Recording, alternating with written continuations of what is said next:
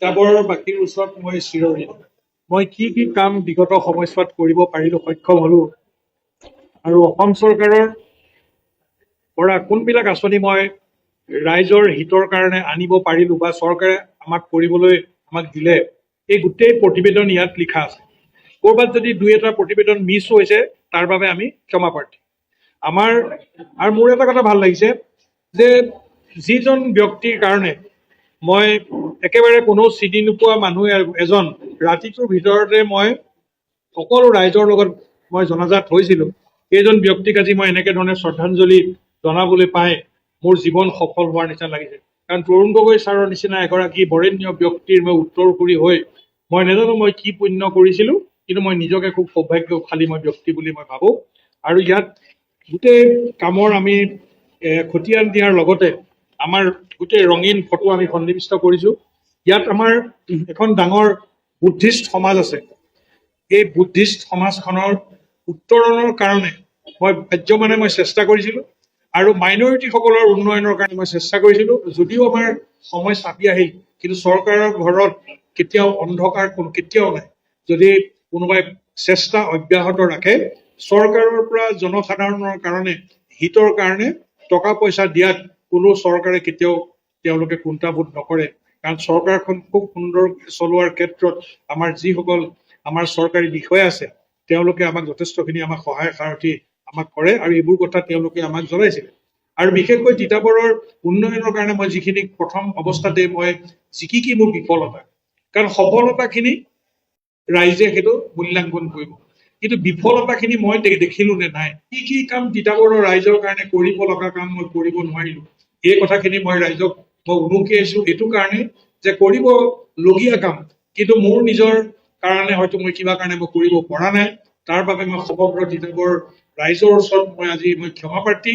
কিন্তু এইটো কথাও ঠিক, পৰৱৰ্তী সময়ত যদি মোক তিতাবৰৰ ৰাইজে কেতিয়াবা মোক সুবিধা আকৌ দিয়ে, মই নিশ্চয় সেই কামখিনি মই কৰিবলৈ মই যত্ন মই কৰিম। মই কাকো কেতিয়াও এনে মই 5 লাখ টকা, এনে মই 2 লাখ টকা মই দিয়া নাই। প্ৰপাৰ এষ্টিমেট বনাইছো, আৰু এষ্টিমেটটো একদম টাইট এষ্টিমেট।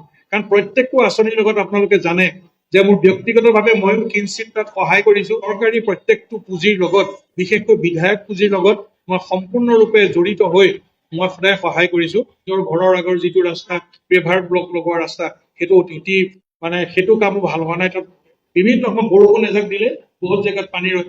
বীৰনাচাইকৰ ৰাস্তাটো বেয়া, আমাৰ চামগুৰিৰ ৰাস্তাটো আমাৰ ব্লক সভাপতি বহি আছে, এই ৰাস্তাবিলাক খুব নিম্ন মানৰ কাম আমাৰ কিন্তু সমষ্টিটোত আমাৰ হৈছে।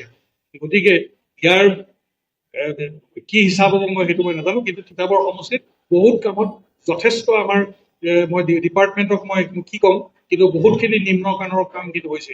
কিন্তু মই নিজে এজন জনপ্ৰতিনিধি হিচাপে কিন্তু মই মোৰ কাৰ্যকাল শেষ হোৱাৰ আগত মই কৈ যাম, মই 100% দিছো। আপোনালোকে মোক দেখিছে, মোক বহুত সোধে যে আপোনাৰ প্ৰিপাৰেশ্যন কেনেকুৱা ইলেকশ্যনৰ কাৰণে। মই কৈছো মোৰতো বেলেগ প্ৰিপাৰেশ্যন নাই। মই 2021 চনত মই যেতিয়া ওলাই গৈছিলো নিৰ্বাচিত প্ৰতিনিধি হিচাপে, আজিও ঠিক মই তেনেকেই ৰাইজৰ মই লগতে আছো। গতিকে ইলেকশ্যন বুলি আৰু মই বেলেগে কাৰোবাক কিবা মই ভোট দিব লাগে বুলি মই মোৰ সহকৰ্মীসকল যাব ময়ো বিচাৰিম, সেইটো নিয়ম। ৰাইজৰ ওচৰত গৈ পেলাই আমি সেৱা জনোৱাটো আমাৰ সেইটো নিশ্চয়কৈ আমাৰ সেইটো এটা অংশ। কিন্তু মই ৰাইজৰ লগত সদায় আছো। মই মোৰ বিফলতাৰ কথাখিনি এইকাৰণে মই কৈছো, কাৰণ সফলতাৰ মাপকাঠি ৰাইজে চাব, কিন্তু বিফলতা মই ক'ত বিফল হৈছো সেই কথাটো বিধায়কজনে বা ব্যক্তিজনে অনুভৱ নকৰে। মোৰ জীৱনৰ এই দীৰ্ঘদিনীয়া জীৱনত মই এই কথাটো আজি মই অনুধাৱন কৰিছো যে ৰাইজক মই ইমান এই কাম কৰিলো, সেই কাম কৰিলো, মই ফুলজাৰি মতকে মই কি কাম কৰিব নোৱাৰিলো, সেইটো কৰিলে মোৰ অন্তত মই নিজে মই সন্তুষ্টি লাভ কৰিছো যে এইখিনি মই কাম কৰিব নোৱাৰিলো। আৰু জীৱনত কৃতকাৰ্য হবলৈ হলে ক'ত নিজৰ বিফলতা আছে, নিজৰ চৰিত্ৰত ক'ত দোষ আছে, এই কথাখিনি যদি আমি নিজে অনুধাৱন কৰো আৰু শুধৰণি কৰিবলৈ যদি আমি চেষ্টা কৰো, মই ভাবো তেনে ব্যক্তি সফল হবৰ বাবে আৰু অৱকাশ থাকে।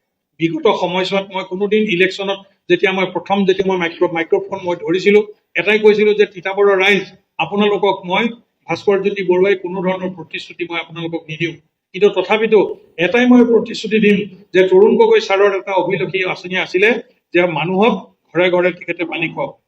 তেতিয়া জল জীৱন মিছনটো নাছিলে। মই ৰাইজ আপোনালোকক প্ৰতিশ্ৰুতি দিছো যে আপোনালোকক মই এই পানীৰ যিটো তৰুণ গগৈ ছাৰৰ প্ৰজেক্ট, এইটো নহল মই আপোনালোকক মই কৰিম। আৰু মই ঠিক তেনেধৰণে মই কামটো আৰম্ভ কৰিবলৈ লওঁতে পৰম সৌভাগ্য সন্মানীয় আমাৰ প্ৰধানমন্ত্ৰী ডাঙৰীয়াই ঘৰ ঘৰ মে জল ঘৰ ঘৰ মে নল হৰ ঘৰ মে জল ঘৰ ঘৰ মে জল এই আঁচনিটো তেওঁ কৰিলে সকলো ৰাইজৰ কাৰণে। এইটো এটা খুব ভাল আঁচনি। এই আঁচনিটো কিন্তু আমি যি চৰকাৰে আহক পৰৱৰ্তীত কিন্তু আমি জল জীৱন মিছনটো আমি ছাকচেছ কৰিবই লাগিব। ইয়াৰ যোগেদি মই অসম চৰকাৰক আহ্বান জনাইছো যে পানী হৈছে আমাৰ প্ৰাণ। গতিকে প্ৰত্যেক চৰকাৰে চব কাম বাদ দি ঘৰত পানী খুওৱাটো অতি জৰুৰী।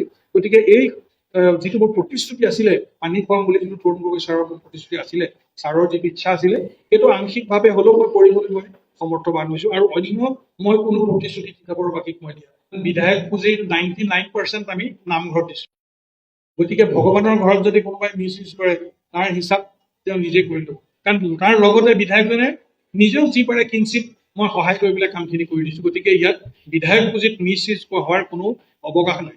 মই বিচাৰিছিলো আমি আনটাইড ফাণ্ডৰ বহুত পইচা সাধাৰণতে পোৱা যায়, কিন্তু মই যিমানখিনি আনটাইড ফাণ্ড মই পাব লাগিছিল বুলি মই ভাবো, কিন্তু সিমানখিনি মই পুঁজি অনাত ডেফিনেটলি মই ব্যৰ্থ হৈছো। সেইটো মই নকওঁ যে মই সফল হৈছো। মই নিশ্চয় মই সফল বুলি কিয় নাভাবিম, কাৰণ মই 100% সময় দিছো। ক'তো মই ফুৰিবলৈ যোৱা নাই। 24 চনত চৰকাৰৰ ঘৰৰ পৰা মই এটা টিকেটৰ ভাড়া লৈছো, দিল্লীলৈ গৈছিলো। 25 চনতো মই প্লেনত এবাৰেই উঠিছো। গতিকে মোৰ নিচিনা মই এতিয়া বিধায়ক আছো, মই বাহিৰলৈ নাযাওঁ। গতিকে চৰকাৰৰ মোৰ ওপৰত খৰচা বহুত কম। টেবলেটৰ নামত মই 4 অনা বিল মই ক্লেইম নাই কৰা।